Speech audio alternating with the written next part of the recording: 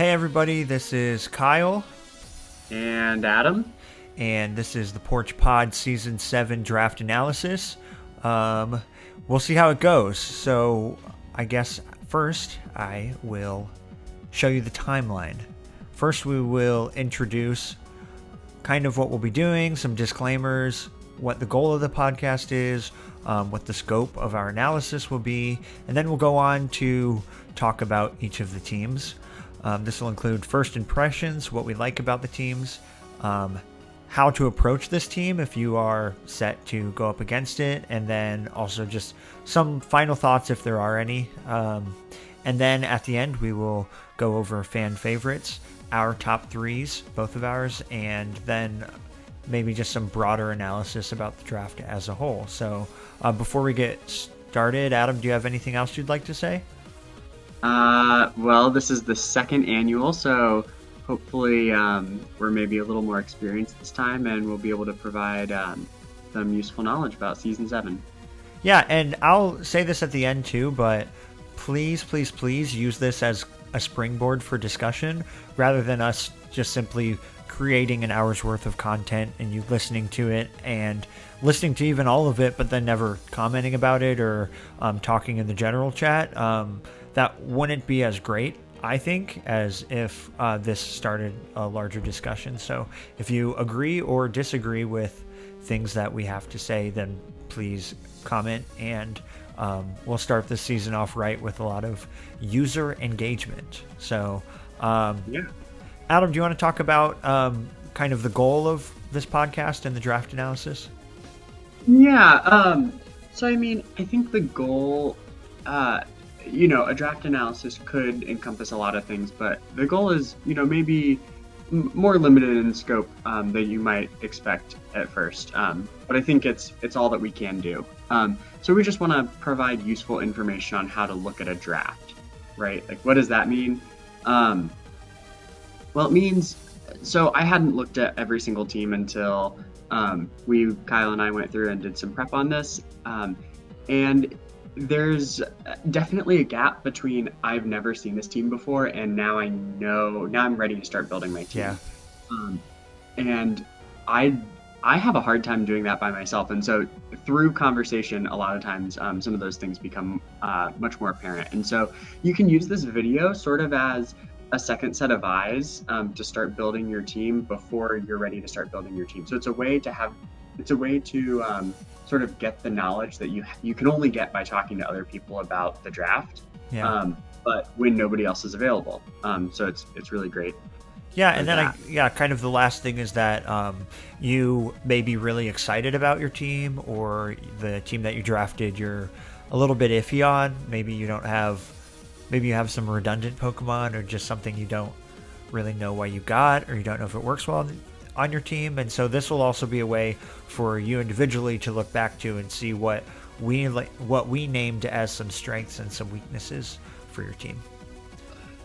Yeah, and I think just as a personal goal, maybe for Kyle and myself, and I think one of the best things about this league is how much content people create just because they want to, because they're having fun. And so this is a way for us to engage with the league and make content that, hopefully other people enjoy, but at the very least we enjoyed making it, which is important by itself. Yep, and then kind of more on the scope of this podcast. So it's going to prioritize general analysis over specific analysis. So we might talk about different cores, maybe a defensive trio that we think is really good. And that is all true generally, but some of that or all of it flies out the window in specific team matchups. So be careful and make sure that when you are looking at your team versus another team, that you do some of that specific analysis. Maybe someone has 5 weaknesses to ice moves, but you also see that your Tapu Koko wrecks their team. So it's less important, the general analysis in that situation, than the specific analysis. And we're not going to go through and analyze each team matchup. We're not actually analyzing any two teams against each other in the video. So this is all general. And so for that, it's somewhat limited. It's not a one-stop shot to winning your match. There still has to be some specific, especially like a good example of this is speed tiers. We might say for two teams, oh, they have great speed tiers, but that doesn't mean anything until we relate those speed tiers in context. So just keep those in mind as we go forward. Right. And remember, that this should just be the first place that you go to look to making your team. Always feel free to reach out. I know Kyle and myself, or plenty of other people will be willing to take a second, be a second set of eyes for you. So, keep that in mind as well. Awesome. And now on to each of the teams.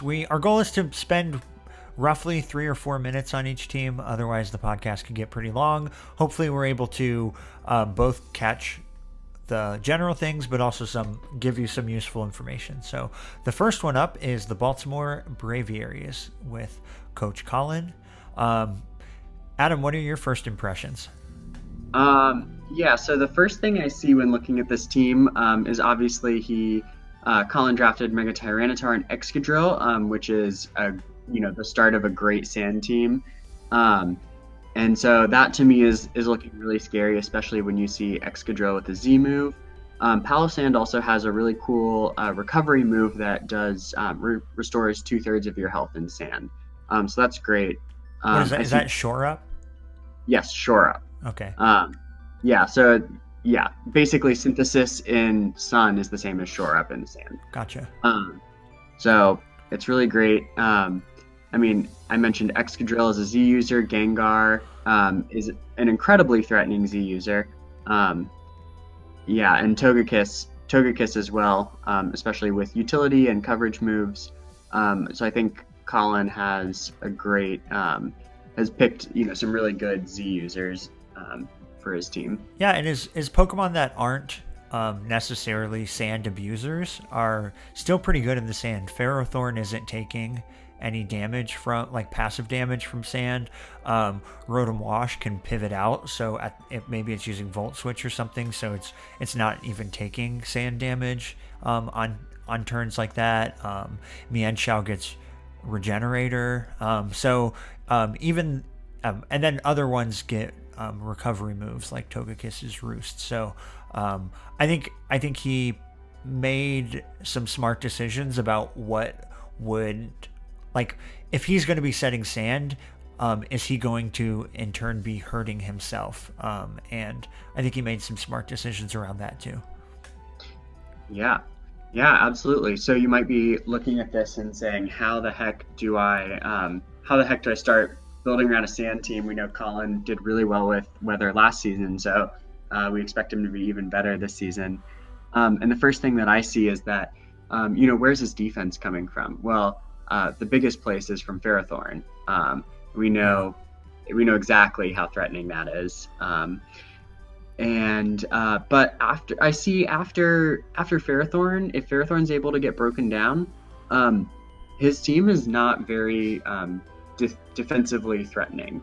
And so I think that one way to approach Colin's team is to think about how are you going to break through Ferrothorn, maybe with a Z move, especially if your team doesn't have a really great fire type or a really great fighting type. I think that's something good to look at. Yeah, I guess I would differ a little bit. He doesn't necessarily have too many Pokemon that are their role is that of a wall, like some teams with Chansey and Blissey or Vaporeon and things like that.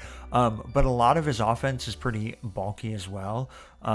So he does have Ferrothorn. I think Palossand can take a lot of hits. I think Mega Tyranitar can both be an offensive threat and switch in on moves. I think Rotom Wash is pretty bulky, and it can be either defensively bulky or specially bulky. And so where it's true that he doesn't have the wall that can just come in, I think that Colin has a lot of options to get creative with where his bulkiness is going, and so I really like that. I have a similar team. We'll talk about that, but yeah, where some of his offense can be defense and some of his defensive mons can be offensive. So I really like that. I guess some other things that you should think about if this is a team you're going up against is Livani gets sticky webs, and so even if you have a choice scarf or something with Excadrill abusing sand and with his other awesome speed with Gengar, Mienshao, and Delphox, you really want to make sure you have a way to get sticky webs off of the ground. That's one more thing that I'll say. Oh, and I guess speaking on hazards, you want to bring Stealth Rocks. It can break Focus Sashes on things that often run them, like Excadrill or Gengar, and also it's doing 25% damage to Kyurem and Delphox and Togekiss, which is kind of where he's getting his special attack force outside of Gengar. Yeah. So I think we're going to see this in a lot of matchups in a lot of against a lot of coaches, is that hazards are going to be really important. Mm-hmm. So next, I guess, do you have any final thoughts on Braviary's team? No, I really like this team. I thought about running a team this season with Mega Tyranitar. I'm glad it got picked up, and I think he did a good job building around it. Yeah, that's great. I'm excited about it. Yeah. Good luck to you, Colin. Next, we have your team, the Columbus Mercrew. So some impressions on this team. It's just bulky as hell. Mega Latias is one of the most threatening special walls. It's not even only a special wall. It's just has incredible utility. Threatening all around.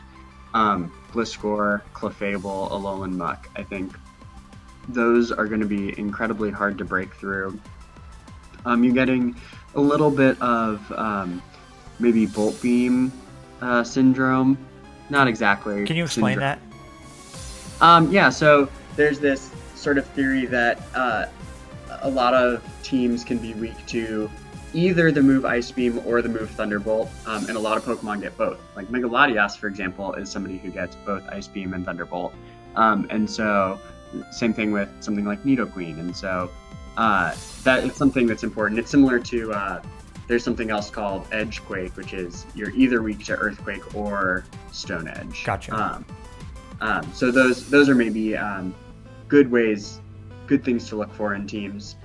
I'm just going to talk about your team. You can talk about it a little bit too, but cool. I'll jump in at some points, but yeah, you can go. Yeah, I think you have some cool fast Pokemon, and I think it's interesting that you have good speed tiers on the lower end, below 60, which is something that not a lot of Pokemon or not a lot of teams have. Most teams have a significant drop off after 60, so I think that's kind of fun. And I like that you picked Moltres with the Z move, because I think it becomes infinitely more threatening when it can, when you have it with a Z move.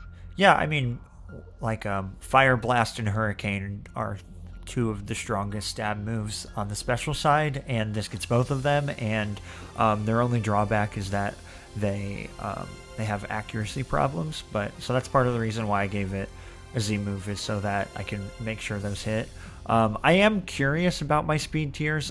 This was the team that I set to draft, and I didn't get sniped, so going into it I knew that I would have this pretty huge speed gap between 60 and 90, and part of me thinks that that's, like, I guess just objectively a bad thing, but my team has a lot of bulk, and one thing that I'm excited about in this team that was different than last team is because I have bulk, because this is more of a balanced team, I don't think I'll have to stay as high momentum as I was last season with trying to get Coco in, trying to get Medicham in, U-turning all the time, things like that. This is more a team that it's safer to just click, like, attack the Pokemon that's in front of you, and with all of these slow Pokemon, it's just a lot of, I guess, room to take hits. Usually if it's slow, it can either hit hard or it has good defenses. So,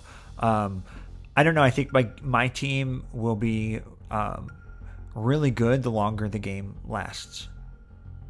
Yeah, and I think you drafted your your team it's not a stall team. It's definitely No, not. mixed, Yeah. Mixed bulky offense. And so I think there's a lot of room in a team like this for the player to really show how good the player is. You're not gonna win by default because you have the fastest thing out there and you're just clicking, Specs Thunderbolt or something. Yeah, that was a little bit intentional. I think that I was able to win a lot of games last year because I drafted well and because my offensive core is like Coco Metacham is one of the best offensive cores in Smogon OU.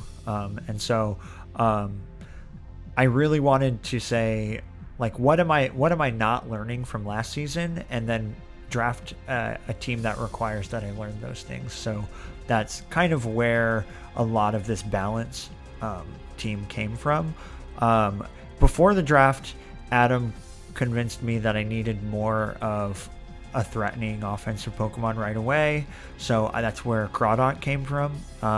But kind of looking at my team afterwards, I figured that a wall breaker that is as slow as my other slow Pokemon might not actually be as threatening as a faster wall breaker. So that's why I made my trades to get Kyurem Black instead of Crawdaunt and grab Jellicent in front of Snorlax.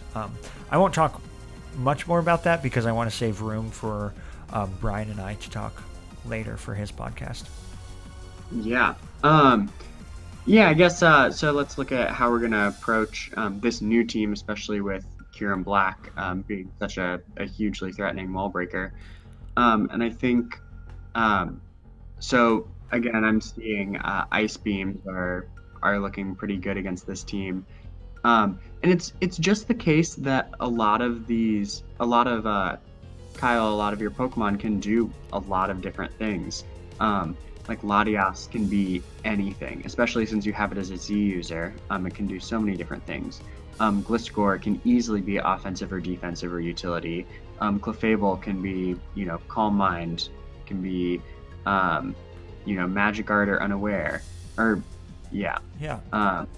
So, Alolan Muck gets great coverage. Lurantis, I believe, can set up. Is this true? Yeah, it has some cool abilities that allows it to set up. Yeah, so I think that it's really going to depend on who the best way to break through this team is going to be to look at what the individual matchup is and figure out what the Merc crew are going to bring against you, and then that sort of puts things in much more narrowly defined roles. But obviously hazards are going to be hugely important. Moltres, I'm seeing, really doesn't want to switch in on hazards. Nobody else is super weak to hazards except for Kyurem Black. Yeah. But Kyurem Black being, Kyle gambled a lot on trading 2 tier 2s away for Kyurem Black, essentially. And so there's a lot that you can do to pressure offensively and force the Merc crew to make good plays with Stealth Rocks and other entry hazards. Yeah. And then I'll just say that because of that speed gap, you can probably run like plus attack or plus special attack like natures instead of just plus speed natures, so you can hit harder against me. And yeah, even though I don't have a lot of things weak to hazards, getting hazards up would be nice, because if I'm trying to draw games out, then that hazard damage for you is going to rack up over time. Yeah, here's something that's actually worth just mentioning as a quick reference. So if a Pokemon is 15 base speed faster than another Pokemon, then it can run a plus attack or plus special attack nature while the other Pokemon runs Jolly. So for example, a plus 90 or like 90 you can even see on my team, I have Lurantis at 45 and then Clefable at 60. Right, and so Clefable could run, Modest. Yeah. Max speed, Clefable Modest. And max speed, and Lurantis could be max speed with Jolly, and Clefable would still outspeed. So that's something good to know. Cool. Um, We all right. spent a lot of time on my team. We'll go to. I'm going to butcher this Irish, so I'm not going to say it. We're the Irish Mareeps, the fighting sheep. This is Connor's team.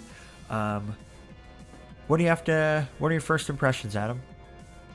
I mean, I love this team. I had Mew a few seasons ago when it was MVP, and I think it's incredible. I think this team is built really well around Mew.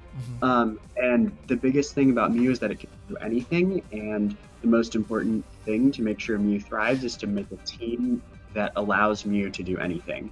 So in a lot of draft leagues, people will draft Mew because it has Defog and it has Stealth Rocks. And then they think, okay, now I have my Stealth Rocker, now I have my Defogger. I don't have to worry about it anymore. And then Yeah. Mew is relegated to that role. And so I think Connor did a great job of drafting a team that does not require that. Yep, I agree. I think that he has some cool offensive Pokemon that pair well with Mew. Haxorus, Keldeo, Mega Absol.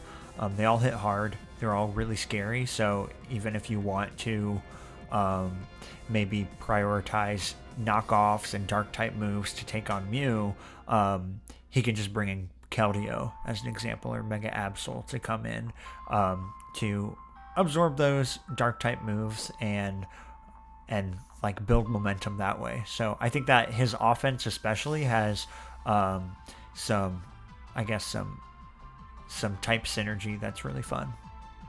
Yeah, and there's also, I think there's a really cool core in Keldeo, Mew, Incineroar. Oh yeah. Where you get, yeah, this sort of like slow, bulky thing with Incineroar and Intimidate that can get Keldeo in, and then Mew can pivot around if it's defensive, or you can get, really strong. You could do a Nasty Plot Mew set or Swords Dance Mew set. And so I think one thing when I look at this team, if Connor elects to bring screens on Bronzong, say, or Mew, I think this team gets infinitely more scary. Mega Absol can suddenly take hits. Keldeo can take a lot more hits. Yep. Haxorus can set up kind of freely. Slurpuff can set up a little more freely. And so I think that's really important. Yeah, that's really true. A lot of his Pokemon would favor a lot better if they get that turn of setup, that free turn of setup, whether it's Dragon Dance on Haxorus, Nasty Plot, or I don't even know if Mew gets Dragon Dance. Keldeo, maybe if you're running a Calm Mind set, Mega Absol with Swords Dance or something like that. So having all of the momentum that he does, whether it's with Mew or Incineroar or Noivern, which is one of his trades. He traded that with Sneasel or Scyther, or his possible screens, really allows him to get the momentum that he would need to set up and win if he wants. Yeah. So how would you approach this team, Kyle? If I was going up against it? Yeah. I think that I would, try to figure out early on in my team building if Connor is likely going to bring a defensive Mew or an offensive Mew. Like you said, he could run both, but it doesn't always make sense to run an offensive Mew. Maybe against like the Braviaries who have Tyranitar or something like that. It might be one way or the other. So I think if I would say, okay, who do I have on my team? Do I get wrecked by an offensive Mew? And if not, is he going to bring it defensive? And really kind of figuring out that Mew set, maybe kind of deconstructing it would be one thing that I would try to do. I think running Protect is good on his team. You can scout for U-turns. You can scout for just any of those coverage moves that Mew gets, or any. I think Absol gets some weird coverage moves as well. So running Protect is always good. And then with any team that functions off of momentum, a way to limit momentum is through hazards. And he does have Mega Absol with Magic Bounce. So finding out a way to get up hazards would be a challenge, but I think it would be worth it early on. Yeah, and I think looking at his defense in Incineroar, Bronzong, and Mew, a lot of those really do not like to take a knockoff. Oh, yeah. So while the Keldeo and Mega Absol can come in, not just the knockoff damage, but losing their items, Assault Vest on Incineroar, Rocky Helmet sometimes on Amoonguss, and things like that. Or just leftovers. A lot of his defense doesn't have like recovery buttons to click. It's usually they rely on passive recovery through leftovers. Yep. And just a final word, Slurpuff, maybe not everybody knows, it's a really unique mon. I think it's tier 4. It's fairy type. It gets Belly Drum and Unburden. And Unburden, yes, which is great. It also has Sticky Web. Very strange. So it's a really interesting. And I think Defog. Oh, wow. Yeah, so it's you definitely have to make sure that you keep that in mind when you're prepping, or it'll eat your bacon.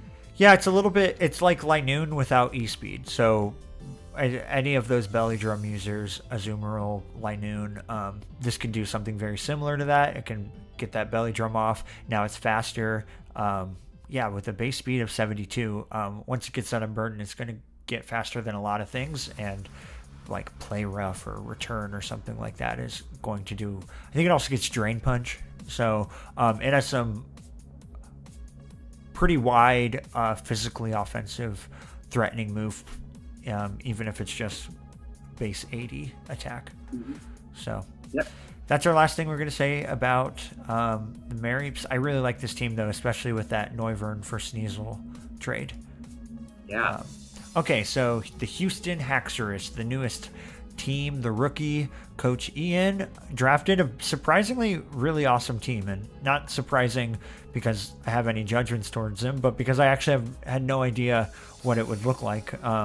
And I think I'm very excited that he got Heatran and Celesteela.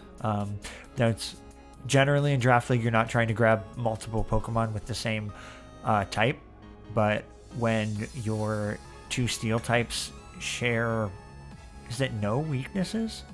0 weaknesses. Yeah, then go for it. Yeah, it's amazing. And those are 2 of the best Pokemon in OU. And you put Mega Swampert in there too, which is incredible. And last season I had Celesteela and Quagsire with the same water ground typing as Mega Swampert, and those typings are just unbelievably great to pair with. What, so steel flying and water ground? Yep. Steel flying is weak to electric and fire, and water ground quad resists fire and is immune to electric. And steel flying quad resists grass, which is the thing that water ground is. That's awesome. Quad weak to. So that's crazy. I love that. I think Ian speed tiers are really, really good. Yeah. I think when you're looking at a team like this, especially his like top tiers, his Mega, his tier 1s, tier 2s, except like any of those Pokemon could be the team MVP for the season. Like we've talked about Heatran and Celesteela and Mega Swampert, but I think Reuniclus is one of the scariest tier 2 Pokemon there are. And like pairing those with things like Kommo-o and Heliolisk as a very unique wall breaker, and then like things like Ribombee to set up webs, or to Quiver Dance, and like this team can just go 10 different directions and do it pretty well. Yeah.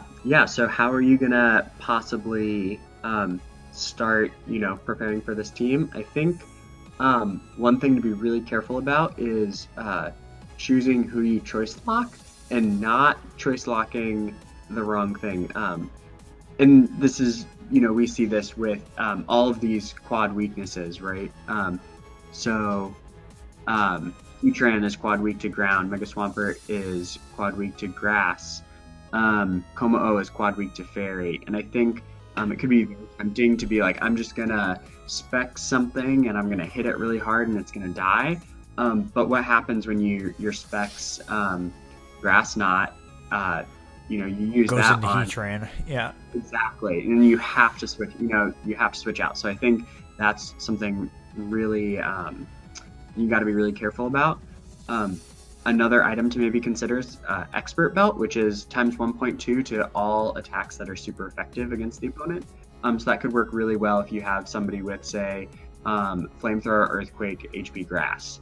That could be a great item, or something like Life Orb. It just sort of depends. Is the extra damage worth the health that you're losing every turn? Yeah, I think also I failed to mention just the amount of hazards that he has. So he gets stealth rocks from a few key players, and he also gets sticky webs and toxic spikes. So making sure you have hazard removal is really good against his team. He has so many threats already. You don't want to lose because you didn't bring defog or something like that. And then also, I guess I play Ian on Wednesday. Maybe that's when you'll watch this at like 4:00. So I might not say too much more in this video about how to approach this team, but I will say to make sure you have an answer to Rain. He doesn't have one of like the Rain setters like Politoed or Pelipper, but Heliolisk is a kind of a Rain abuser. It has an ability that's good in the Rain, and then also gets access to Rain Dance. So Mega Swampert is 2 times scarier when its speed is doubled in the Rain, and so find ways to always, I guess, just make sure you have an answer to it. So it might not be, if you prep too hard for it, you might not have good answers to Celesteela or Heatran or Reuniclus, but make sure that you have a way out if he gets up Rain and he brings in Swampert. I guess I'll say that. I guess another final thought for Ian is I would consider trading to get something like Pelipper. Politoed would be good, but Pelipper would be better. It looks like you have more bulk on your special defense side, and so adding some bulk on your physical defense side would be nice. And just like similar to the way that Heatran and Celesteela share typing but don't have any similar weaknesses, Pelipper and Mega Swampert only share, actually I don't think they share any weaknesses either. No, because flying resist grass. So consider a trade for Pelipper. That's a tier 3. Maybe, I don't know, Sarina, and find another place to get a grass Pokemon. And then Adam, you mentioned something about like a Heliolisk as a possible Z user. Yeah, I think Heliolisk works well as a Z user. Z Rain Dance, if you don't know, boosts your speed as its secondary effect, so that would be really cool for something like Heliolisk. And then also it gets cool coverage moves, or I mean a Z Electrium Z is always great, and it has the special attack to really back it up, whereas something like Frostlass or Minun maybe doesn't have the special attack or move coverage to really back up being a Z user. So just something to think about, I think. Heliolisk gets, I'll check right now, gets Focus Blast too, right? Oh, it might. And one of the key reasons to choose a Z Crystal is to make sure that a move hits 100%. So Z Focus Blast would for sure hit, whereas 30% of the time a regular Focus Blast isn't hitting. So something to consider. Next, we have the transfer team from Ohio State to Virginia, the Virginia Wahoo Hoots, and coach is Andy. I will say that when we first pulled this up, I called this a very Andy team, and I don't know if I can back that up, except that it's pretty offensive. It has a lot of setup options, a lot of ways to just hit you really hard, and if you aren't in the right position, then you're going to get screwed, and that's how Andy wins a lot of his games. Sure, obviously Andy's a good player, so he plays defensively as well, but if there's someone in the league that will find if you position yourself poorly against someone in the league and they'll exploit you on that, it'd be Andy. So I think this team sets him up to do cool things with that. Yeah. Kyle, can you talk about what makes the speed tier of Coco and Alakazam so cool for a second? Oh, yeah. So I had Coco last year, or last season. I always call it years. Like if you do too. I had Coco last year, and Tapu Koko was my fastest Pokemon, and it usually meant that I knew that if my opponent was smart, they'd try to outspeed Tapu Koko, and then most of the time I was trying to run a lot of speed on Koko. That's kind of what you do with your fastest Pokemon. But because he has Mega Alakazam, he can kind of look at his matchups and go, does he even have, does Andy's opponent even have something Scarfed that'll outspeed Mega Alakazam? And if they do, are they going to bring it?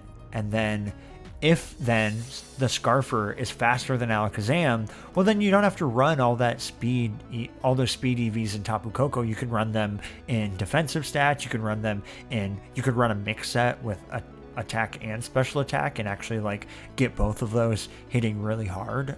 So I think one of the first things that I told Andy after this draft was I think it was really smart to draft something faster than Tapu Koko.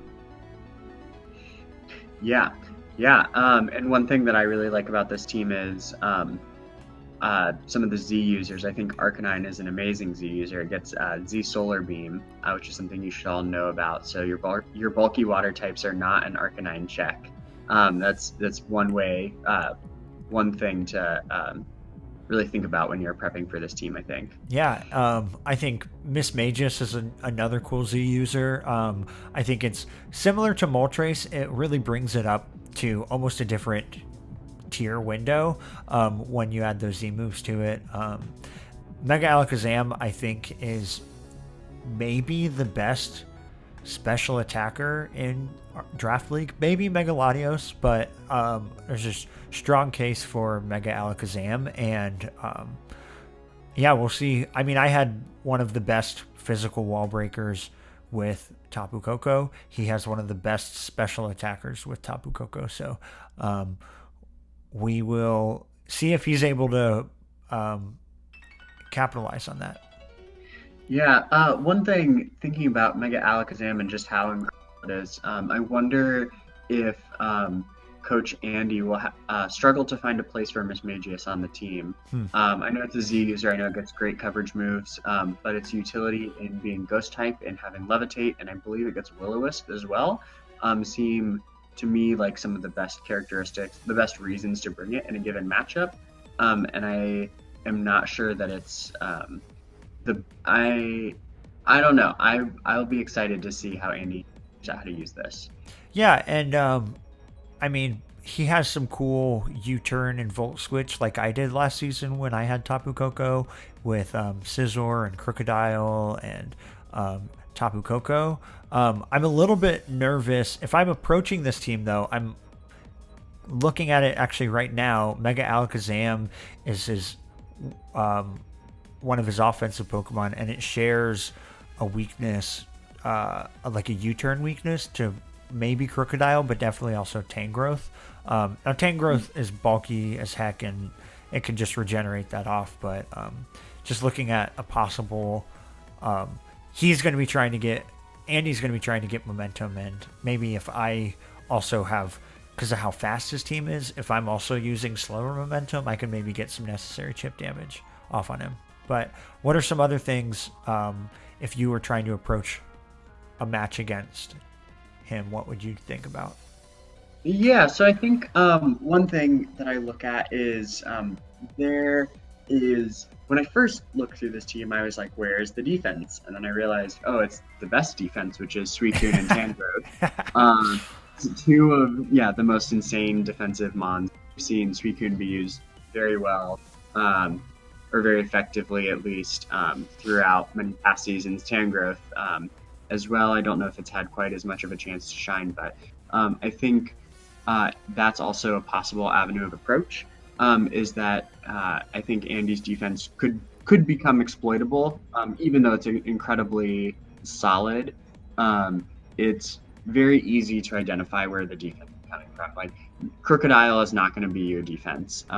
Arcanine, maybe it hasn't, maybe take some hits, but it's not going to be your primary defense. Scizor can be defensive for sure. and I wonder if it's going to be slotted into that role often. Girder with Eviolite can be defensive too, but I think as soon as you're able to break through one of Andy's walls, I think that the game is going to be over very quickly, and it's either you're going to win or he's going to win, but it won't be able to last much longer. Yeah, I think knowing that, thinking about how whatever team I have, how do I beat Suicune is try to Toxic it before it gets behind a substitute. How do you beat Tangrowth? Well, you make sure you Toxic it so it's racking up damage, even if it's regenerating some of that back later. So just some things to talk about. I guess also if I was going against this team, I would figure out which... if Tapu Koko is more more beneficial on the physical side or the special side against my team, and then kind of prep against that. Sometimes with Pokemon like Mew or Tapu Koko, it can be really hard to be like, how can I ever just prep for both sides? And the way to do that is to go, okay, what's Andy gonna bring? So maybe when you're like, oh, I'm scared of Mega Alakazam and I'm scared of Tapu Koko, go, okay, what kind of Koko is he going to bring? I think he has enough physical attackers, and he also has Mega Alakazam, so I don't think Tapu Koko is for sure going to be one way or the other, but definitely use that sort of logic when you're going through your teams. Yeah, absolutely. Awesome. One real quick warning. Mega Alakazam gets Trace. So that means that it takes your whatever Pokemon you have on the field ability. So just be careful of what Pokemon you let get traced. For example, tracing a Beast Boost can easily lead to you losing the game. So just a warning. Before we move on to the Las Vegas Venusaur. Dun dun dun dun. Okay, so we got someone that picked up the newest Pokemon, Zeraora. So this is a cool... I was wondering how someone would incorporate Zeraora into a team when you have things like Tapu Koko that are other electric... there's just a lot of electric types that are really good in Tier 1. Zeraora is unique, but is it unique enough to merit grabbing? And... Sean grabbed it, and I think he made a pretty cool team around it.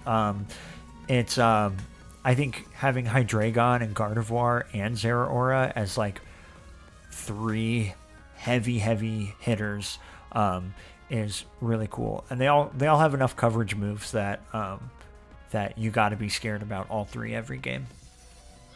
Yeah, and I think I'm really excited about Zeraora and Hydreigon as users. I think. Yeah, especially because they have so many coverage moves. So I think that's going to be really great. And also, speaking of mons that have coverage moves, I had Nidoqueen last season and I loved it. I wish I could have it again this season. I'm sure I could use it even better. And I think Nidoqueen just really benefits from the type of team that Sean has drafted, where it's not slotted into a specific role. It's really good against a lot of Stealth Rockers, but it can put up Stealth Rocks itself. I think Metagross also gets Stealth Rocks. He has two cool Stealth Rockers. They're very unconventional.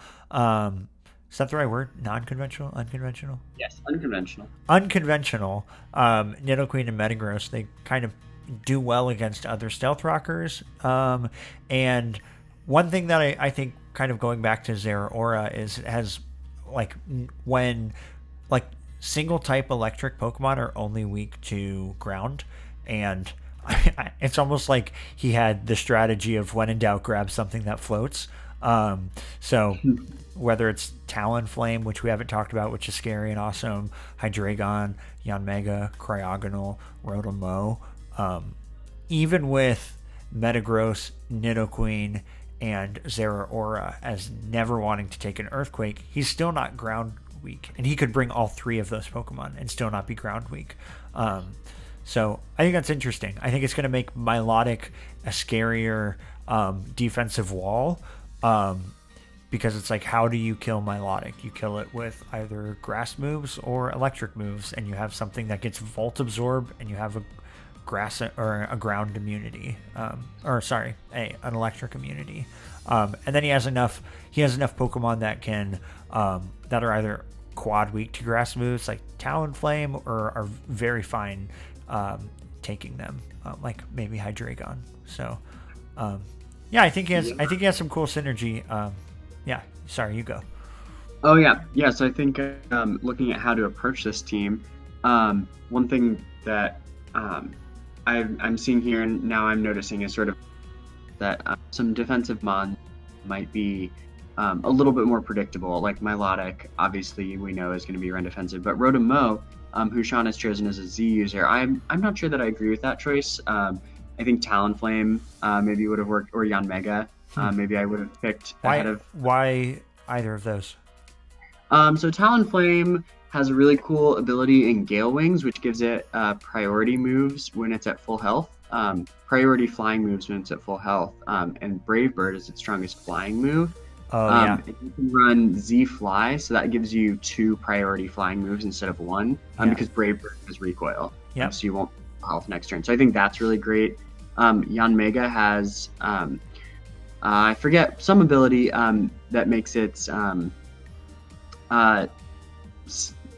moves that are stab moves that are resisted do ×2 damage, which means that it basically neutrally hits everything except things that quad resist it. Yes. Which I think is amazing. So I'm looking for Yanmega to be kind of a sleeper this season. I'm really excited about it. Yeah, I think that's right. I guess one thing that I'm thinking about if I'm approaching this team is he has a lot of momentum, whether it's Volt Switch or U-Turn. He has what? Rotom-Mow and Zeraora get Volt Switch, and Talonflame and Hydreigon, maybe Yanmega get U-Turn. So he has just a lot of ways to get into the Pokemon that he wants. And as I mentioned before, the way to stop momentum is to add hazards. Then they have to decide, is there enough value in taking all this hazard damage to use these momentum moves? So hazards are nice on his team. They help you take down his fast Pokemon. It's a lot easier to take out Zeraora or Talonflame or Cryogonal or Hydreigon once you have Stealth Rocks up and they're taking that passive damage, just chipping away at them. So I would consider hazards against his team. He does have quite a few defoggers, but you can probably find out on Team Preview what he's bringing as his defoggers and work around that. I would say, you said he had an Edgequake weakness?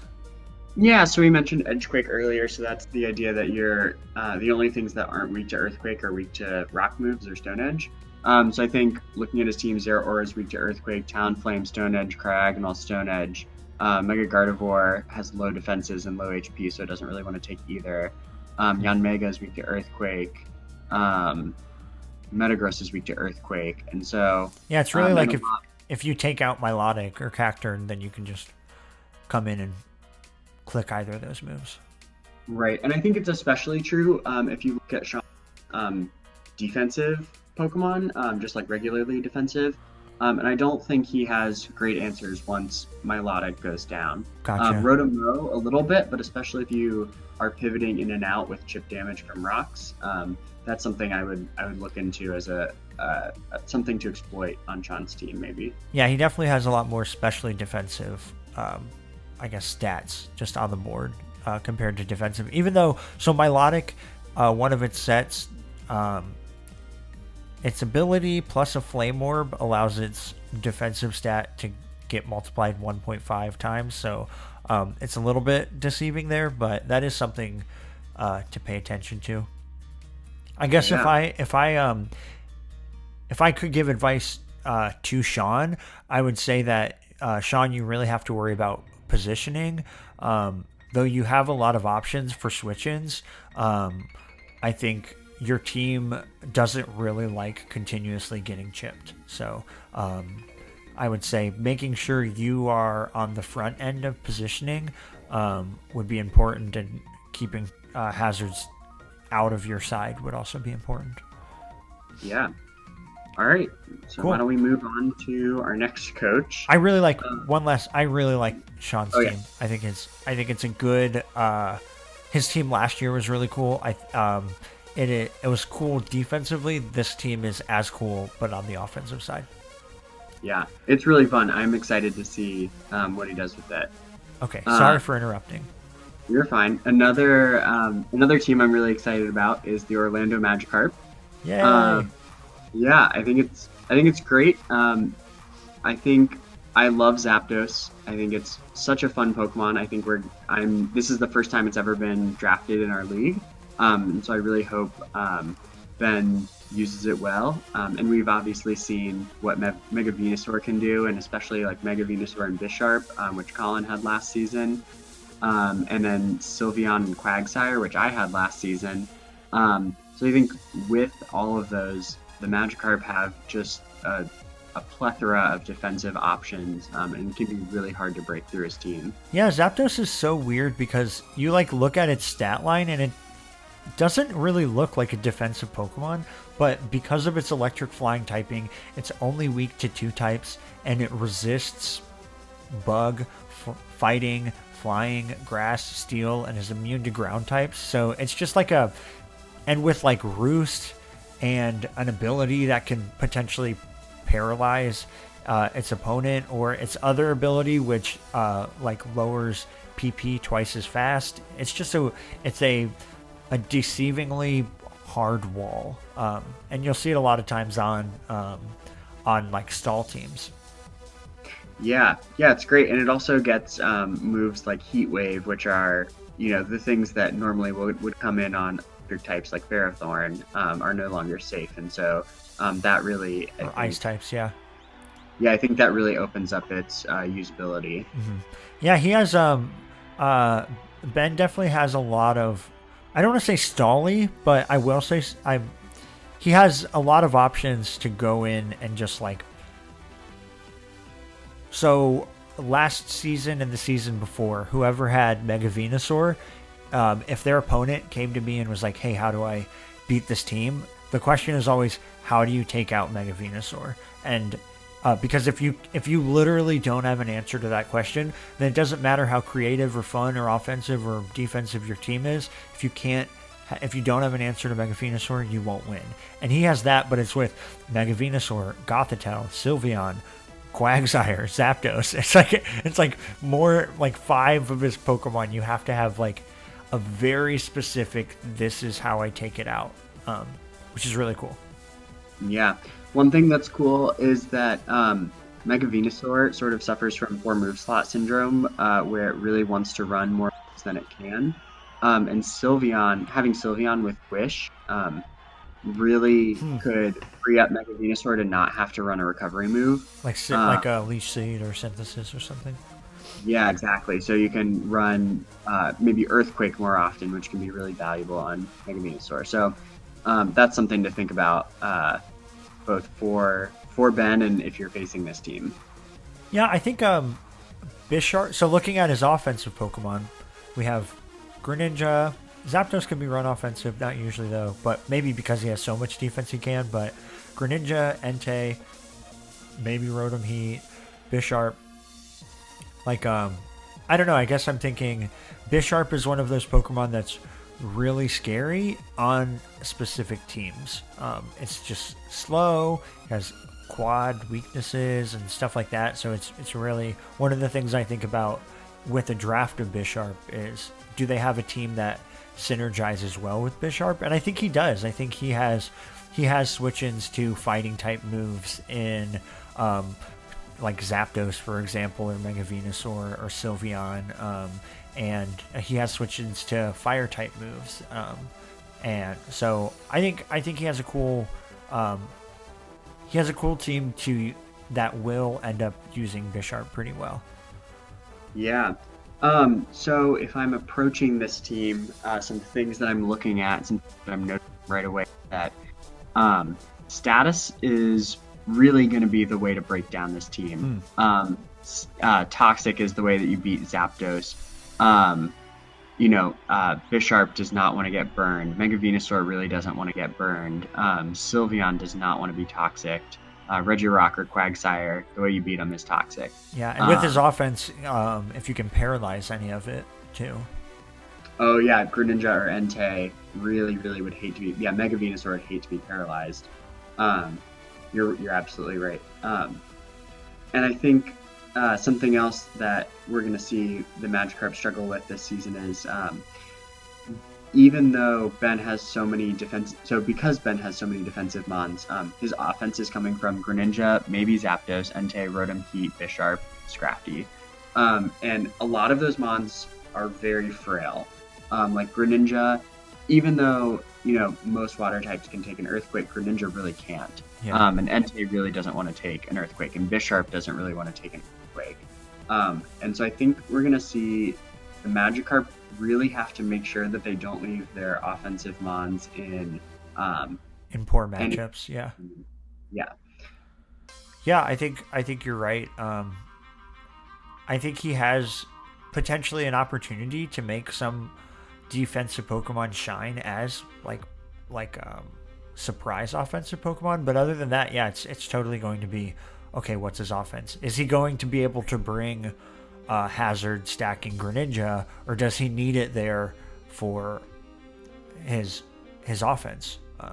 He could run a full stall. He could stack with Greninja. He could put up all the hazards he wants, and then just but if he wants to run an offensive team, he's going to really have to figure out how to do it. Yeah.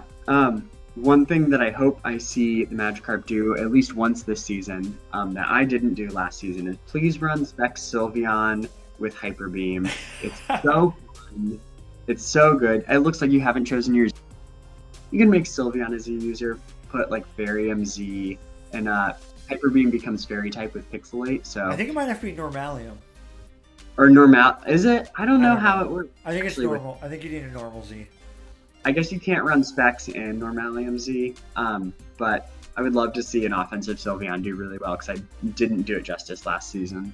Yeah, I guess I would, if another, this is something that I guess would be like an approach if I was going up against Ben, but also just, I guess, advice for Ben is, Ben last season, it might have been due to his team would run similar sets each week, and I would say he needs to make sure that he does't fall into the same sets because his team gets a lot better if he doesn't do that. If he goes ahead and changes things up, then his team gets a lot better. Sorry, I was receiving a phone call at that point. All right, great. Let's look at the next coach.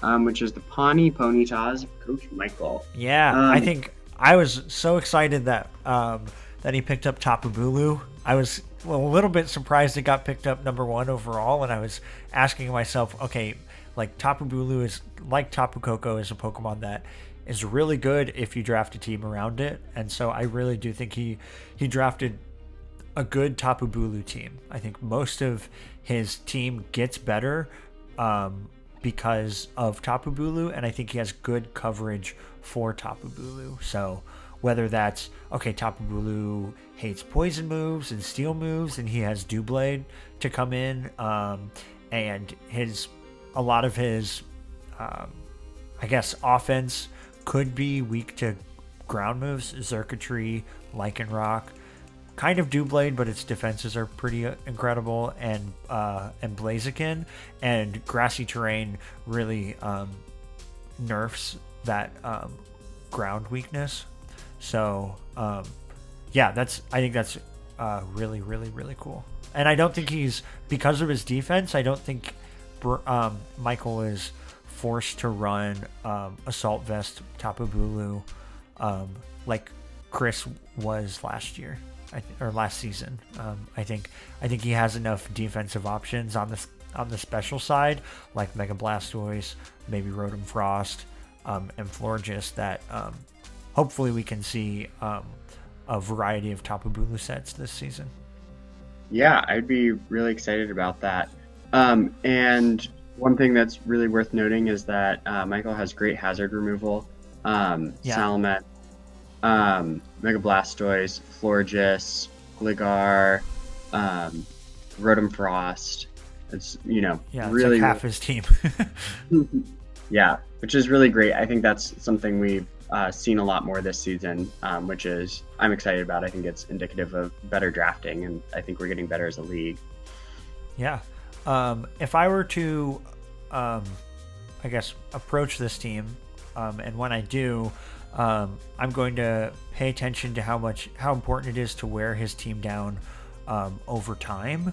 And he has some things that counteract that, like grassy terrain, which is healing himself up. But it's like, I mean, Florges and Doublade and and even Tapu Bulu, those aren't things you can just like Oko. These are things that you kind of have to whittle away at. Now, at the same time, don't just plan for the long game and then turn 20, he brings in Salamence, clicks Dragon Dance once, and sweeps your whole team. So, yeah, just something to think about. Yeah, and I think we see, some other really setup sweepers with Michael, like Circuitry, like Blaziken, and Doublade, and Lycanroc. And so I think one of the key ways to beating Michael is going to be just make sure you set up before he sets up, but you can't set up in front of everything. You can't set up in front of Mega Blastoise. Yeah. I mean, and he has Florges on the special side and Doublade on the defensive side, so like you kind of have to take out one side before you start setting up. Right. Exactly. And I think it's worth noting that he has a small speed gap between 186 with Salamence and Rotom Frost. Yeah. There's a lot of Pokemon in that speed difference. Right, yeah. So even if it's only 14 speed, that's almost every dragon. Lots of dragons have base 95 speed. Lots of Pokemon are right in there. So anyway, I think Michael drafted a great team. I'm really excited to see how he uses it. Yeah. I don't think I have anything else to say, but that, yeah. This team will surprise you for sure. Yeah. All right. Next is Punxsutawney Pachirisu, Coach Adam. So that's me. I will do the bulk of this because it's on Adam. At any time though, just chime in, Adam. Yeah, for sure. Yeah, similar to the way that Michael built a team around Tapu Bulu. Take that and times it by 5, and that's what Adam did with Landorus Therian. You can definitely tell that this team is built around Lando. So Adam went into the draft wanting to draft Landorus round 1, and one of the things that I told him was like, look, if you want Landorus to be versatile. I had Landorus 2 seasons ago, and I had it with Tapu Koko, and it basically, because of the team I had, and because of how much ground weaknesses I had, it was just defensive the whole freaking time, and I wasn't able to run that many cool Landorus sets. Landorus gets everything. It gets U-Turn, it gets Stealth Rocks, it gets Defog, it gets Rock Polish, it gets Swords Dance, it can be a lead sack with Stealth Rocks and Explosion. It can be a tremendous Z user with Z Fly or Rocking Z or anything. So Landorus can do so much. Its typing is awesome.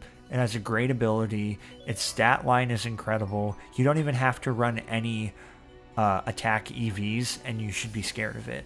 So it's just such a cool Pokemon, and when you have a Pokemon as versatile as Landorus, the best thing to do is to actually, in my opinion, and it looks like based on the draft that Adam did, is to overlap each of, I guess it's all the things that it does. So if you don't want it to be your automatic Stealth Rocker every time, well then draft a bunch of stealth, at least draft other Stealth Rockers.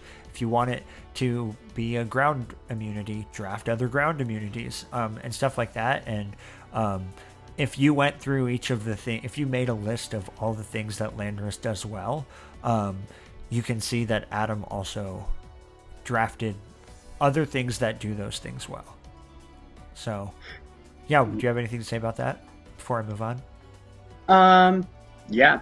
Thanks for thinking it's good. I was trying to do that, so yes. I think one of the downfalls of doing that is that you might run out of you might not have the like type diversity, because it's like, oh, I want another ground immunity, or I mean, yeah. So then you grab another flying type, or I want another electric immunity, so you grab another ground type. And so there are some types that you don't have. And let me switch over. So these are his trades that he announced. So he added more types.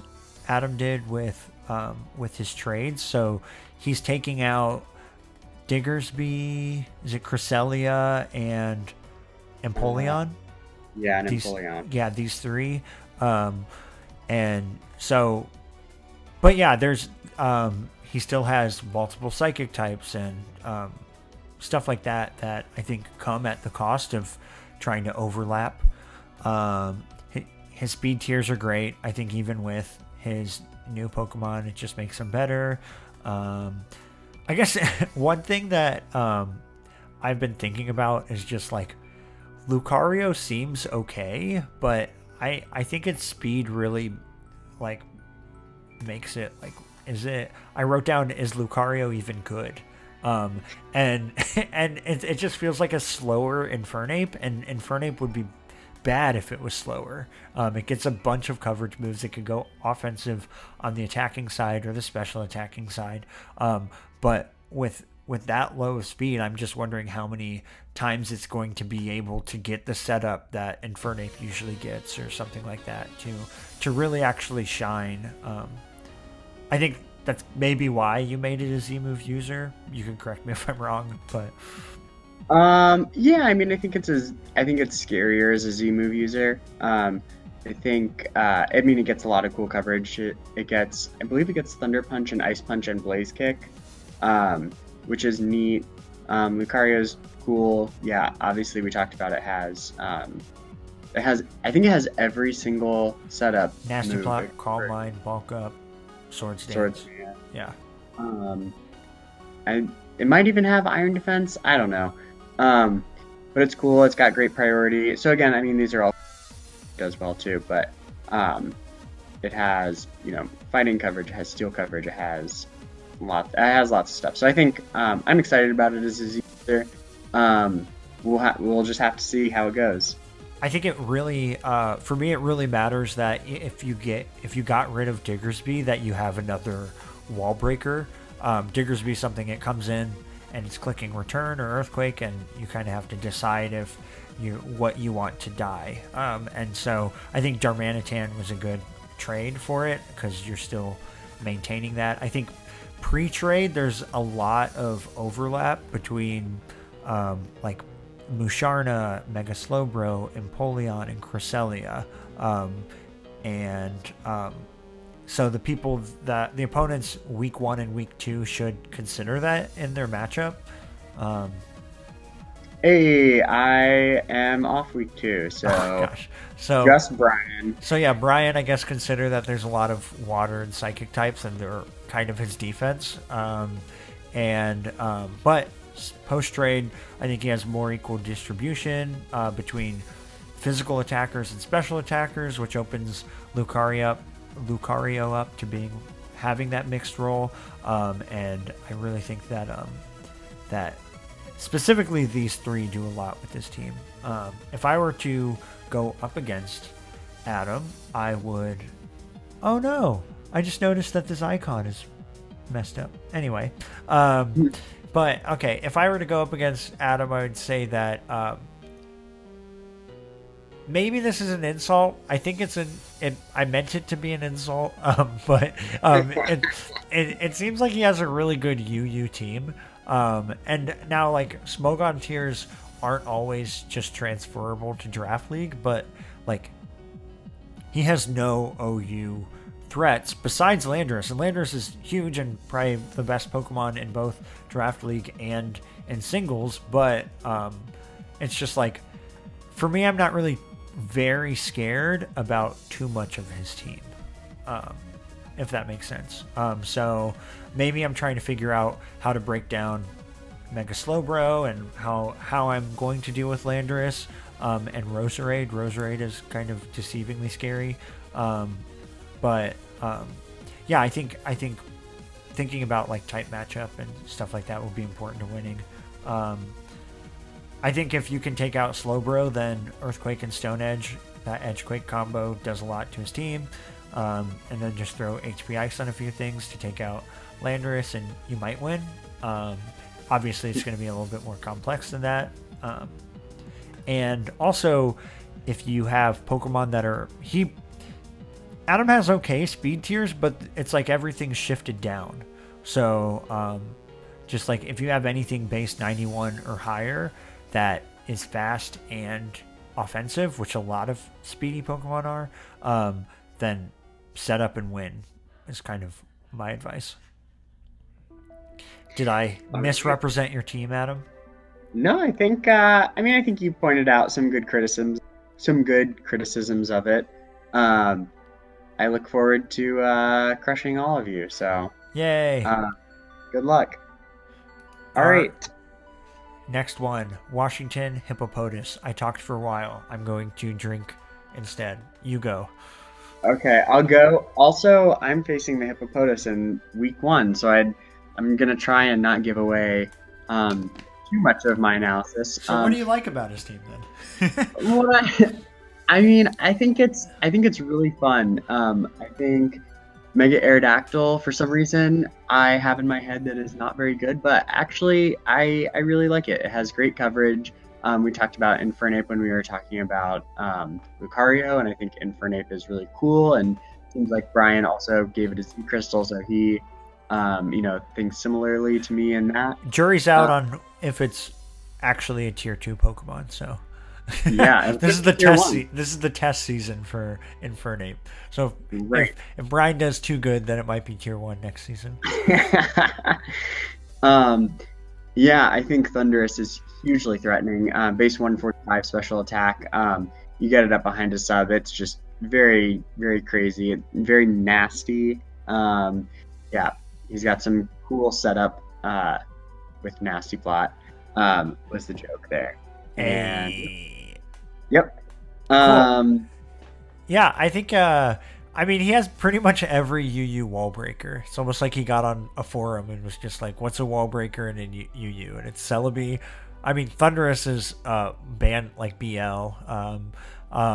Infernape, Aerodactyl, Flygon that's RU, but he just has like, if it breaks, Brian has it. So, and they all get Nasty Plot, like Infernape, Thundurus, Celebi, and Infernape also gets physical coverage. Flygon also gets physical setup moves. So, he can, like, for those going against Brian, be mindful of just positioning all the time, because he just has the team to set up turn 4, turn 9, turn 20, whenever he wants, and like start claiming mons.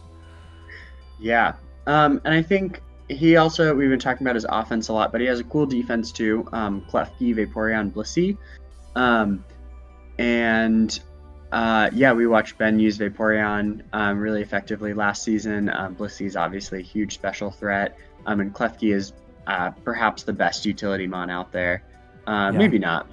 It's really, really good. So I think I'm very interested to see what Brian's able to do with those, or if those are going to complement his wall breaker as well. Yeah, there's like in OU, there's a play style called Chansey offense, which is just like get 5 things that hit really hard and then just put Chansey on the end. So, and you win games. So I feel like his team is similar in that it's just like, put Vaporeon in, put Blissey in, put Klefki in, or put one or all 3 of those in, and then just add offensive Pokemon to the other side. I think it's kind of fits Brian's play styles of past seasons pretty well. So I don't think he'll have like a steep learning curve for his teams in the way that like I think I'll have as an example, or even maybe Sean. Yeah. Yeah, I think one thing that's worth thinking about for Brian is how Flygon, Drapion, Oricorio, and Vanillix are going to fit onto your team. Yeah. How you're going to be able to justify putting those on over your more threatening wall breakers or your more wally walls or utility mon. So I'll be very interested to see that. Yeah, and that is where a lot of his physical attacks, unless he's just going to run physical Infernape every time, then a lot of his other physical threats are going to be maybe Scarf Drapion or Banded Drapion with Pursued, and Flygon gets Dragon Dance. So I think, especially those two, I think might find find their place on teams. But you're right. When you have Pokemon that are really good, it takes a lot to justify not bringing them. So if I'm going up against Brian, though, like I said, be mindful of positioning. Also, if you can isolate his defense and take it out, he really only has, like, the next step for him is, okay, well, bring in my setup sweeper and just start swinging. Really isolating that defense, being like, okay, how am I going to take out Vaporeon and Blissey? How am I going to take out Klefki? And then if you have, let's say you have a physical wall breaker to take out Vaporeon or Blissey, then only bring it out when you're in front of Blissey and Vaporeon, because any chip damage or anything like that racks up over time, and you might have lost your only way to kill Blissey, and you could just lose because you can't win. Yep. Yeah, that's that's obviously a huge threat. So that's really cool. I think Brian's team is really interesting. I don't think there are actually that many other teams like it. So I'm interested to see how it's used. He has so I guess one more thing on prepping for it. He has a kind of a Thunderbolt Ice Beam weakness as well with a lot of his Pokemon. So if you have a special attacker with a large move pool, this might be good. Also, if you can get up Stealth Rocks, he does have a lot of defoggers, but they're not things that you would want to like run defog on.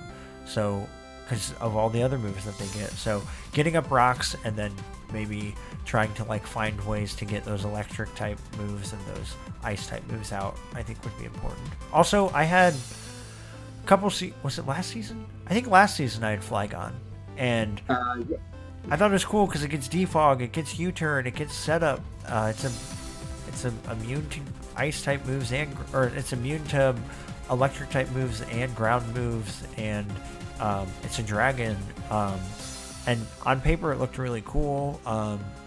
I just didn't really find myself using it that much and ended up trading it out. So one of my notes was, like, is Flygon going to get used? So yeah, I hope it does. And also, it's worth noting to look at Brian's speed tiers really quick.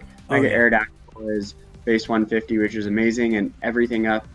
If my speed tiers are shifted down a notch, his are shifted up a notch. And it's great. 108, 101, 100, 95, 93 has really cool coverage in the range of, that's like the most important range of speed tiers, I think. Yeah.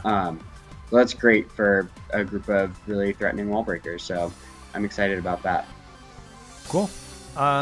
Next, Coach Chris and the Pseudopolis Salamanders. Yeah.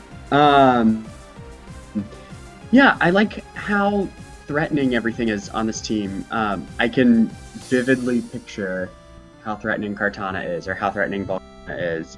And we'll talk a little bit more.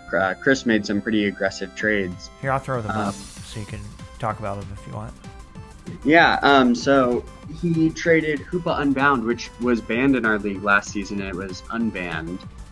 He traded it for Garchomp, and then Goodra up for Chansey, and Pelipper down to Malamar.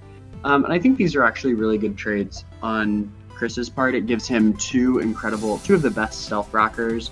Chansey is obviously really specially bulky. Garchomp has great physical defenses, and it's obviously very threatening offensive mon too, but in OU it's often run with Rough Skin and Rocky Helmet.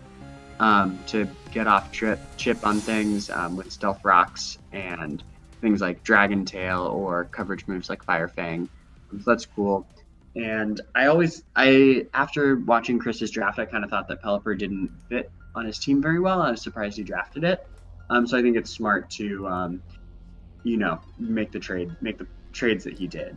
Yeah, I think his team reminds me of Andy's team last season. Not only, like, obviously they both have Whimsicott, but I think both teams have offensive pressure, whether it was like Terrakion for Andy last season or Kartana this season.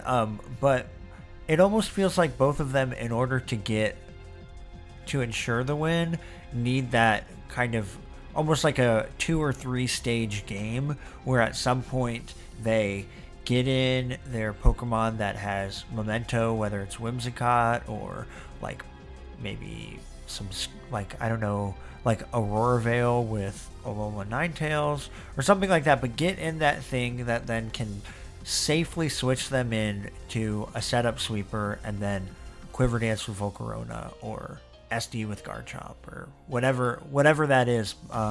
So I don't know. I noticed that about this team. This team I think has a little bit. I don't know. It has a different water type, that like kind of a wall with Alola, but that's just one thing I noticed. Mm-hmm. Yeah, I think Alola, Chansey, Chris could go back and forth with those two for a long time. Yeah, for sure. As soon as he finds an opening to set up, get in Kartana, get in Volcarona, he could do SD Garchomp to get it in. I think any of those. So you have to be really careful about positioning. You can't. You have to be really careful not to mess up against Chris. But I think he also has to be careful not to mess up against you. Yeah, he has some. He has some. I'm noticing he has some, like, a speed gap. I think these 2 base 80s drop after season or week 2, so he'll have from 100 down to 75. Oh wow, yeah, that's a very important gap. And then after that, it'll go down further with his defense. So there's a pretty big gap that hopefully you'll be able to, if you're going up against him, you'll be able to then go, okay, well, I can try to outspeed Alola Ninetales or Garchomp or Volcarona, or I could be slower than them, make sure I can take a hit, and then invest more in offense or something like that. So so his speed tiers are kind of awkward, but I don't think they're unusable because he has a lot of really fast, kind of like Brian has a lot of really fast ones, and then he drops and his walls are very slow, which is like kind of how it always works. Right. I want to say a couple things about Mega Bay Net because I had it, 3 seasons ago now? I don't know, but you really wanted it. I'm so excited. I thought it was under tiered as a Mega Tier 3. It let me pick up 2 Tier 1s, which I just thought was, really great. It has base 165 attack, and it has Prankster, and it has Will-O-Wisp and Destiny Bond, and Sucker Punch and Shadow Sneak and Taunt, Priority Taunt. Like, that's great. Priority Destiny Bond. That's amazing. Toxic, obviously. So I thought it was going to be really great. One thing I ran into is that it has the same problem that Entei does, where some of its moves are from a special event, are only available through a special event. And so I ran into a lot of problems where moves were in conflict and I couldn't, sets weren't legal. Gotcha. So that was a problem, and I hope Chris is able to work around that. One other problem is that even though it has base 165 attack, it really doesn't have, the only move that it really has that can take advantage of that is Gunk Shot and Shadow Claw. But it really has all these other, really want it for these other. You want like Shadow Sneak and exactly, and like a knockoff and it has all of these incredible utility moves, and so for me there was never room, and it's kind of slow, and so there's really just never room to put these hard hitting offensive moves on it. So I think its stat line is a little bit deceiving. I think it's actually I was actually very disappointed with it, so I hope you do well with it, Chris. But I think yeah, that's I mean, something to look at. one of the advantages of grabbing a tier 3 is that they're great. It's that it opens you up to get a lot more like higher value Pokemon. So just Kartana, Garchomp, Chansey, Volcarona, all on the same squad is pretty crazy. And so one thing I also noticed is that he has some, like when we talk about cores, you have Fire, Water, Grass core, Dragon, Fairy, Steel core. Some of the like quick justifications for those is like Fire, Water, and Grass types are good defensive types, offensive types, and then Dragon, Fairy, and Steel are good defensive types. Just in the abstract. So you want to grab a Dragon, Fairy, and Steel core because that means you'll like resist a lot of things. But his Steel type and his Fairy type aren't the typical Steel and Fairy types, and his Dragon type isn't really typical for a Dragon type as well. So he just has a more offensive Dragon, Fairy, Steel core than you would expect, and I think that's really going to help him kind of blow open unique holes on his opponents. Yeah. So how do you win? Against Chris? Well, I mean, obviously the go-to is you got to get up rocks. You really have to take out the Alola core status. What'd you say? Chansey, Alola, you cut out. Yeah, sorry, you really have to take out the Chansey, Alola, and status is one of the best ways to do that, especially with Alola. You got to status it. Garchomp, you can status with Will-O-Wisp. If you could get Thunder Wave off on Whimsicott or Kartana or Alolan Ninetales, Toxic on Volcarona before it gets behind a sub, all of these things are going to be key to breaking through the Salamence team. Yeah, I think, I guess also, like, figure out early on what his win con is. If he's bringing Alola Ninetales, that'll tell you something. If he's bringing Whimsicott, that'll tell you something. I mean, Mega Bayonet gets Prankster, was it Destiny Bond? Yeah. Like, so any of these are through Aurora Veil, through Alola Ninetales, or Whimsicott's Memento, or Destiny Bond through Mega Bayonet. He really has very safe switch-ins to his setup sweepers. So identifying what's going on and what his win con is really important. Or like once the match starts, I think when you're team building, I think you should be aware with like choice locking, because he always has a switch in. So if you're going up against Volcarona and you're trying to run some Scarf Rock move to make sure you get faster than it, well, he can easily just switch into Alola. Or Kartana's weak to special on the special side, so I'm gonna come in and use like Choice Scarf HP Fire or something. We can easily switch into Chansey or something like that. So kind of similar as we said before, choice locking you can do, just kind of figure out what that would look like for your team and figure out why you're doing it. Right. Yeah, I think that you cannot be understated for this team. I think that's really huge. I think also like playing safe would be something. Like whenever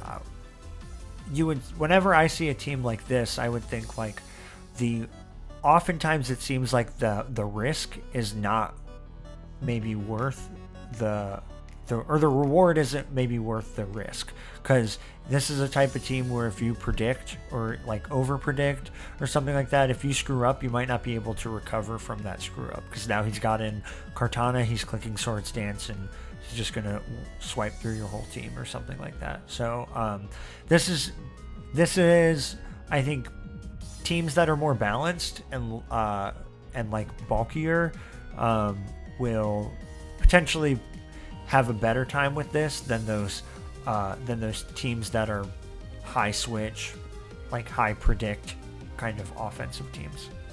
Mm-hmm. Yep. I think you I think you're right there. Yeah. Cool. Any other thoughts on the Salamensis team? I guess this is just something. This is Pokemon related, but also related to his team. Like, if you have a fourth move slot, don't go through and be like, oh well, this is some weird coverage move that is maybe only going to hit this random thing if it just so happens that we get it at the same time. It's like, when in doubt with this team, just run Toxic, because like Alola Mola doesn't like Toxic. Chansey, though it has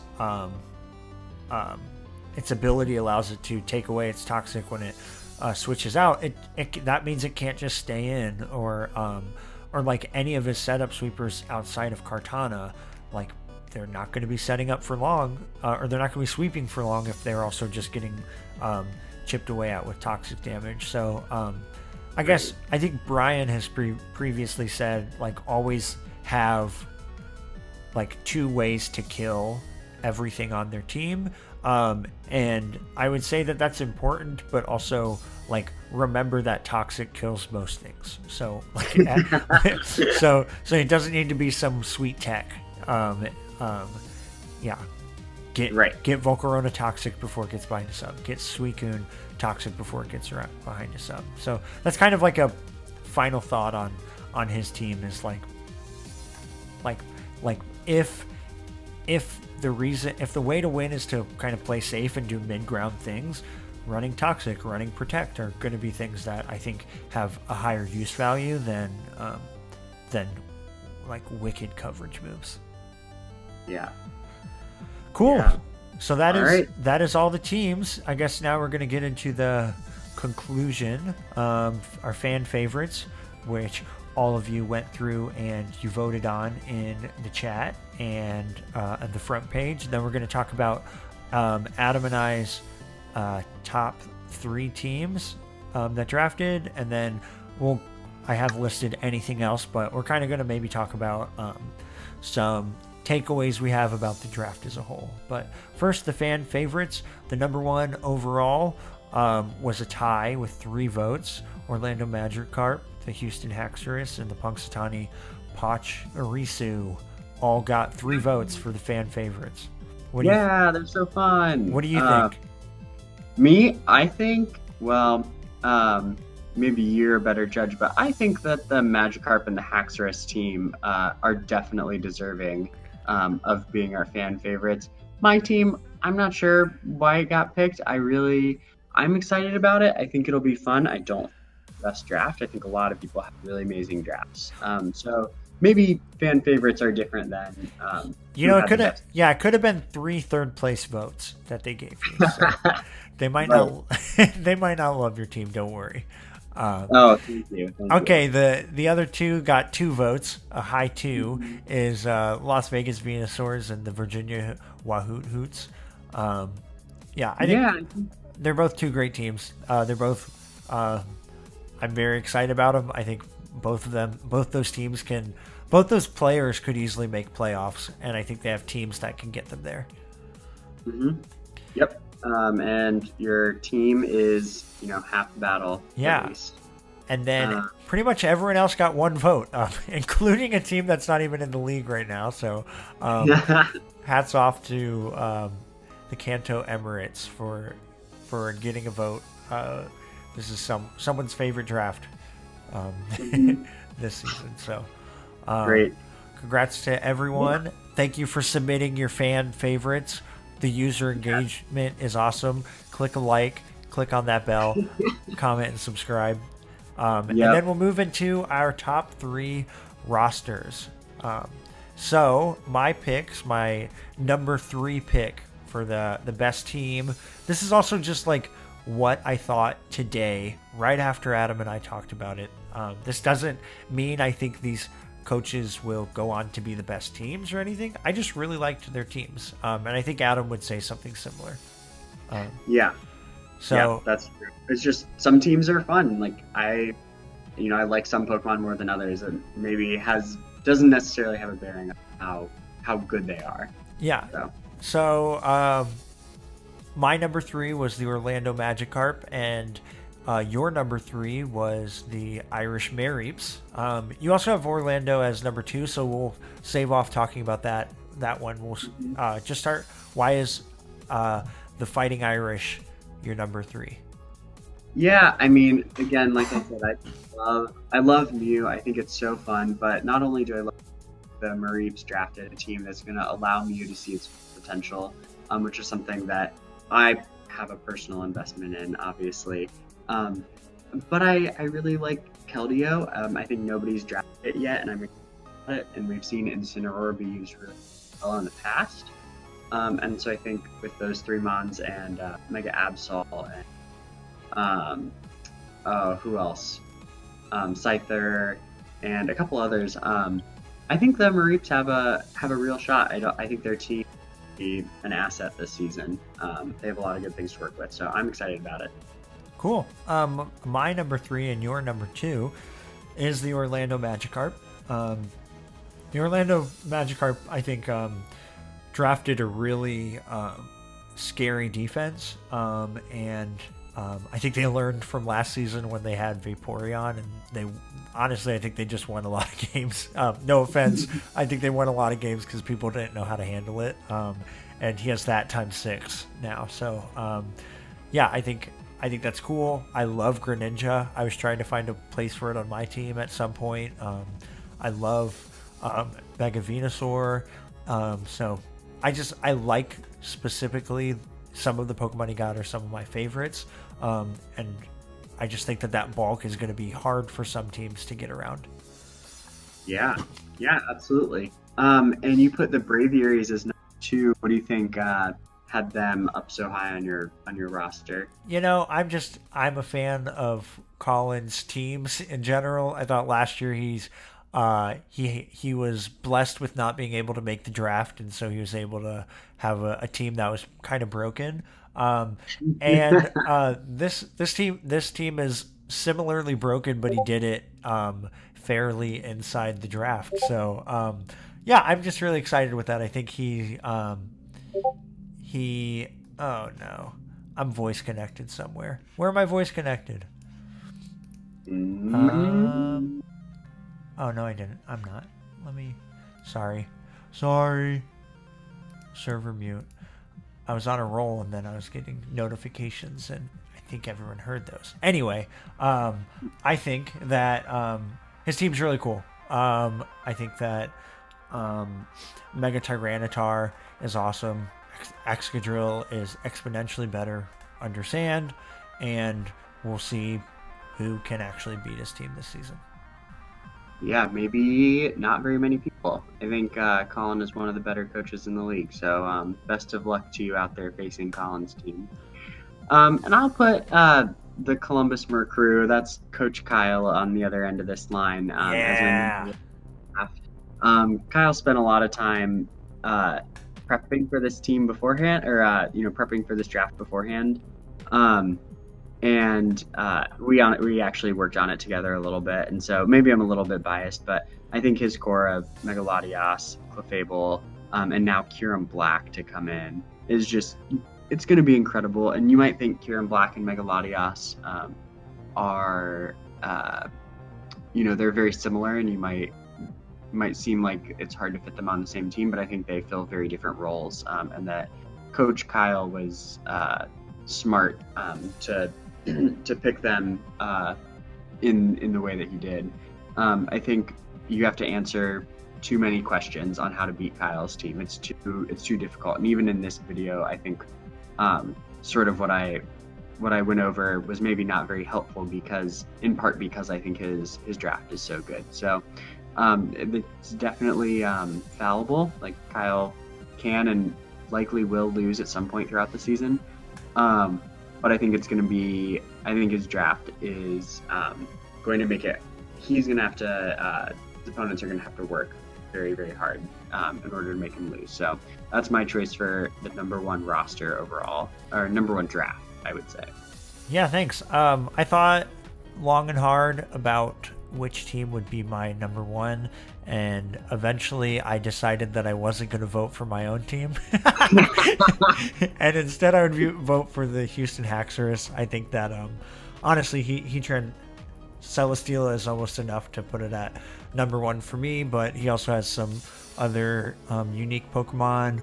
I don't think he has many weaknesses, and if he does, he has good like patches for those weaknesses. So I don't know. I really like his Pokemon. I really want him to grab a Rain Setter, and yeah, I think he has. He'll have. I mean, Houston Haxorus, Ian. He'll have a steep learning curve coming into a league where I think he's the only rookie this season, and the longer we've been doing the draft league, the better we're all getting. So I think at least the first half of his season, he might run into just that learning curve head on, but I think he has a team that will hopefully help in that process. Yeah. So. Yeah. Absolutely. Cool. So we can talk about some overall trends about like maybe the teams that we picked on our top threes, but also just what we thought about a lot of people's teams. Or were there any sort of like was there a Porch League meta this draft? Yeah, I think the meta is something that's really interesting, and sort of as our consciousness as a league evolves. So last season, one thing we saw was that walls were really, really powerful, and a lot of people drafted them because of things that happened the previous season. And so then we saw Kyle do so well with one of the best wall breakers in OU, even Mega Champ. And so then this season, it's not surprising that when the successful strategy was drafting a good wall breaker, that lots of people drafted great wall breakers. So that's maybe not surprising, but it is something I expected, and is definitely the case on many teams. Yeah, I think I noticed the same thing. Whether like I think Chris, Brian. Sorry, I'm trying to go back through some of these teams. Andy. I think those. I mean, even just I'm not going to be able to analyze on the spot, but those three teams are all teams that kind of have this shift into like, okay, set up and win, set up and win, set up and win. Heavily on the momentum side, like U-turn, set up, win. Memento, set up, win. And so I'm a little bit nervous about this like meta shift to offense. I guess I don't know. It's like when I first started playing Pokemon, it's like click Dragon Dance, click win.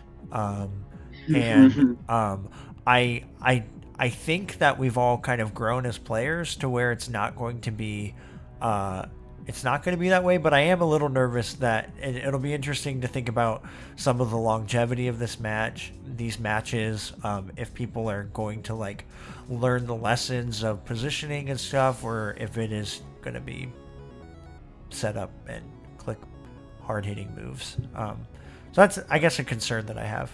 Maybe I'm overly concerned, but yeah, I mean, I think the only way to tell those things in draft is to just play the match, and however it goes, then we'll know. Yep. Another thing is at the end of last season, Connor started bringing Toxic Spikes pretty much and Stealth Rocks every week. There were people bringing like Stealth Rocks. In the beginning of the season, people weren't even running Defog or Stealth Rocks, and something that I saw last season was an appreciation for hazards. So I think during this draft, we saw a big jump in the amount of hazard setters, and an even bigger jump, I think, in the amount of hazard removal in the draft overall. Yeah, which is exciting. I think hazards are something that, I mean, it's obviously extremely important, and so it shows, like, I think a maturity in our league that's becoming more important. Yeah, absolutely. Yeah, we have I think one thing that I did notice about most of our top threes is that we talked about this offensive shift or this like frail speed shift. Like it's a speed creep. It's a offensive creep. It's also kind of more frail. As we picked pretty balanced teams. We picked for both of our top threes independently. We picked teams that are pretty thick. Teams that can last a while. So we'll see if the wall breakers can break through all of this balance, or the other way around. Yeah. Adam, yeah, what do you, this season we changed our Z move policy from no policy to now declaring 3 Z users. And some of you still have to do that. Please do that soon. But other than that, like Adam, what are your thoughts about how declaring Z users affected your analysis? How do you look at teams differently? Yeah, I mean, I think it's incredible. Even just having it on the spreadsheet in parentheses where you see Infernape is a Z user, Thunders is a user, Z user, for example, in my matchup this week. And it really makes you stop and give special appreciation to understanding the versatility of any Pokemon that can use a Z Crystal. And I think this is well established in sort of our understanding as a league of Pokemon or of Draft League, is that versatility is one of the most important things that you can bring to the table. Yeah. And not knowing your opponent's set, you can always win. If you knew your opponent's team, you could win. Yeah. And so not knowing the teams, it's in the surprise that creates some of the fun in Pokemon. And so I think Z users make that surprise. And so I think declaring Z users beforehand, not only it does narrow the scope of people's options for Z users, but I think it also places a heavier emphasis on Z users in general, which I'm very excited about. Yeah, I like that. I can look at, and I think it's probably going to be true for other coaches too. I can look at my matchup and like trust my analysis a lot more. I don't need to find out like if someone was looking at my team, they go, does Machamp get this whatever move that if it's Z, it pluses 2 attack and +1 speed, and then it can come through and sweep my team. It's a lot more like I said, I can trust what I'm doing a lot more, and I can go, okay, what does this Pokemon do, and build around that or against that. So hopefully these selecting Zs will I guess just make it more fun and more playable for you going forward, because you can see that in your other team. Yeah, and I hope. I mean, I know I'm someone who's guilty of not always bringing a Z Crystal. And before I joined this draft league, none of my competitive Pokemon experience happened when Z Crystals, after Z Crystals became a thing. And so I'm excited because I think it forced me to become a better player by using Z Crystals and exploring everything they can do for your team. So I'm very awesome. I guess I will on the spot make a new slide. This is kind of to close our video. We've kind of gone over everything generally speaking, and I don't think, Adam, do you have anything else to say? I think that's it for me. We got a good 11 coaches this season. There's no slouch weeks. Like, you have your bye week and that's it. I think every game is going to be scary, and once we figure out how we're going to do a tournament at the end, it's going to be incredibly competitive leading up to it, and I think every game is going to matter in order to get where that bubble is to get into it. Yeah, absolutely. So thanks for watching this, or listening to it more likely. Yeah, it was fun to make. Yeah, and again, we said that we would remind you at the end, but I hope this isn't end of the conversation. This should just be the beginning. I mean, we did not have very much time to get into individual team, and this video is already 2 hours long. Um, and so I think there's a lot more analysis. And if you think we're wrong about your team, if you think your team's better, or maybe your team's worse than we said it was, let us know and argue for that and fight for that. And yeah, we'd love to hear what you think about it. Yeah, awesome. Yeah, I agree with all that. Please, please, please comment on this. Please, please, please. I guess continue the conversation. If you'll see, I just created the last slide, which is a pseudo rivalry week. So when we were creating the schedule, I said, hey, if you have any bye weeks or anything that you need, just tell me. And so I was able to like come up with a randomized order for for the round robins, and included in that, I was like, okay, so 1 week it would be cool, even though we don't have conferences like we did last season. I still want to have some sort of rivalry week like we did last season. So I kind of made it work out to where 1 week, all the teams that played last season, one of the last teams that you played, or the last team that you played in the playoffs, you'll see them this season, and we'll all have that on the same week to kind of just increase the hype times 12. So this based on when Ian needed a bye week, and because he's the only one that didn't play anyone last season, week 4 is the kind of de facto rivalry week from last season. So take a look at that, maybe get your trades in so that you have a quality team by week 4. I think this will be I'm excited that it's early in the season, because it's really, I think, gonna elevate the competition early on. So Yeah. that's all I got. Thanks a lot, everyone. Adam? Yeah, thank you guys. This was great. If you enjoy it, can't wait to smack you this season. Ooh. Bye. Bye.